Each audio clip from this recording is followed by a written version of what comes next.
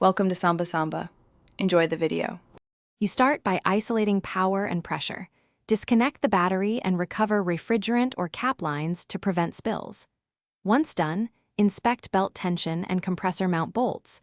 Loosen only if you'll remove the unit. You'll test clutch electrical feed with a multimeter and check for oil stains that indicate leaks. Make sure to photograph hose routing and connector locations for reassembly.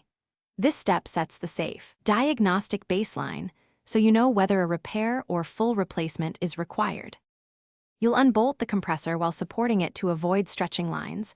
Once out, separate the clutch and pulley assembly for detailed inspection. Then measure coil resistance and spin the pulley, feeling for rough spots that reveal bearing failure. Open the case only if you're rebuilding. Inspect piston movement and look for scoring or metal shavings. This indicates internal destruction. If metal contamination exists, you must flush or replace lines and dryer. Failing that, plan a full system overhaul to prevent repeat failure. You reinstall the compressor with the exact oil amount specified. Once tightened to correct torque, reconnect electricals and belts. Next, vacuum the system to roughly 500 microns to remove moisture, then perform a soap bubble leak test on fittings.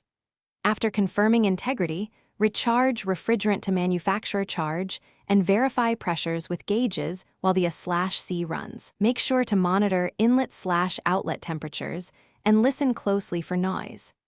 If pressures are